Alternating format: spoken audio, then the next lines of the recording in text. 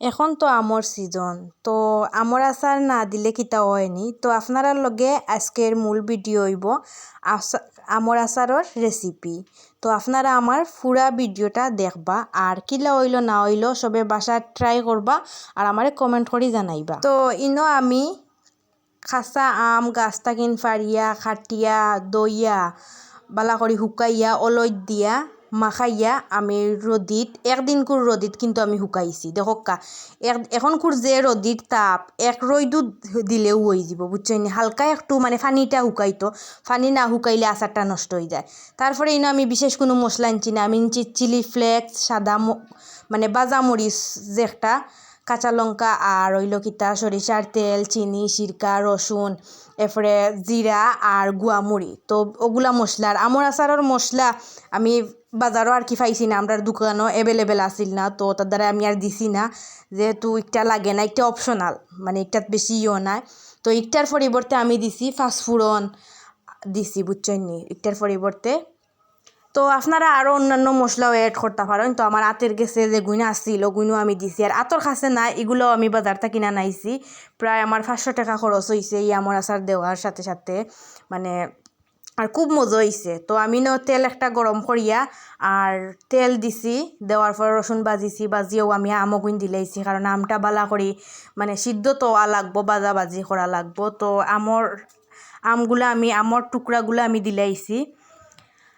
তো আপনারা ইনো চেষ্টা করবা যে যেগুলাতে আটি বান্ধিলছে ও আমগুলা নিতা, ওগুলা আর কি আচার দিলে খুব বেশি মজা হয়। তো আমি যেগুলা পাইছি এগুলা আমার বড় চাষির গাছর, তো বান্দরে আমরা সপ্তাহ খাইলা আইয়া।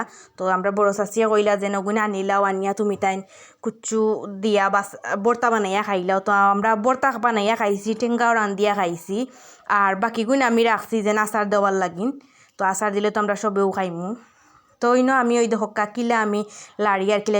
আর আপনারা একটা জিনিস খেয়াল রাখবা, যে ডাকনা দিয়ে ডাকবা না বুঝছেন, ডাকনা দিয়ে ডাকলে ডাকনার যেন ফানি অগুণ আছে অগুণতে আর কি ফানি আচারের মধ্যে ফড়ি দিব আর আচারটা নষ্ট হয়ে যাব গিয়া, মানে বেশ দিন থাকতো না। এই আচারগুলো আপনারা 2 বছর 3 বছর রাখিয়া খাইতে পারবা। আগে আমিও আমার আচার দিতাম, মানে নষ্ট হয়ে যেত, ফেগনি ফড়ি দিত গিয়া। কিন্তু আমার ফুফু একজনের গেস্তনে আমি শিখছি আলহামদুলিল্লাহ। আমি সেকেন্ড টাইম আমি আমার আচার আমার নিজের হাতে দিছি। ফার্স্ট টাইম একবার দিছি, আর এর আগে আর একবার আমি দিছি বেলফইর আচার বুঝছেন নি। তো অত টেঙ্গা বালা লাগে না, আমি হালকা চিনিও রাখছি লগে, মানে বেশি টেঙ্গা আমি খাইতাম পারি না। তো তার দ্বারা আর কেউ আমরা গরো বেশি টেঙ্গা চয়েস করি না, হালকা মিঠা মানে টক জাল মিষ্টি এরকম ব্যাপারটা রাখছি আমি। তো ওই দেখা সব মশলাপাতি আমি দিলাইছি, আর লাস্টে কিন্তু আমি সিরকা দিছি, দিয়া একটা আম তুলিয়ে আমি দেখছি যেন ওইছে নি, মানে আমটা আর কি সিজিছে নি।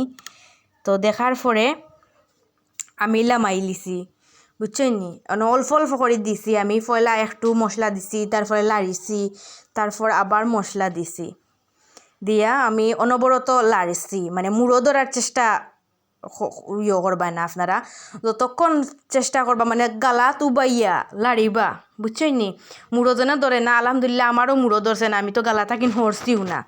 আর লবণ দিতাম আমি ফাউরিলছি, পরে লবণটা দিলাম আর একটু চিনি দিলাম। দেওয়ার পরে আমার বোনটা কইলাম যেন খাইয়া দেখো যেন সপ্তাহে আর কি হয়েছে নি, হয় নাতে আমি আর একটু দিমু, একটু মশলা টানটা খাওয়াইলাম। তো তাই কইছেন সপ্তাহে হয়েছে। তো তারপরে আমি সিরকা দিলাইছি, ওই দেখা সিরকা একটা আপনারা পরিমাণ মতো দিবা, যেন আমটা আপনারা নরম হইতো, মানে সিদ্ধ হইতো বুঝছেন নি। তেল দিত আপনারা সবগুলো বাঁচিলছেন, আর আমটা আর কি সাদা সিরকা আর কি ও যেন হিজিবার লাগে ওই দেখা। তো আমার সবটা রেডি, আমি গ্যাসের চুলা বন্ধ করিলছি, আর ওই দেখো আম আমি তুলি আমার বইনে নিতরা। তো তাই খাইয়া রিভিউ দিছইন খুব বালা আলহামদুলিল্লাহ। আমার মায়ও খাইছেন, আমিও খাইছি।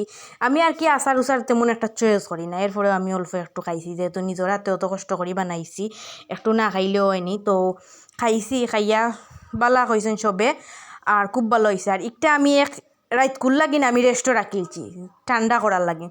তো ঠান্ডা হওয়ার পরে ওই ধোকা খাসর একটা বুয়ামো আমি আচার গুণ ডালি লিছি। আর আপনারা খাসর বুয়ামও রাখার চেষ্টা করবা। এই খাসর বুয়ামটা আমি আস্তা বাজার তুকাইয়া আমি করছি আমি আর আমার হাজব্যান্ডে। তো তুকাইয়া একটা আনছিলাম, তখন আমি পয়লা বেলফইর আচার দিছিলাম।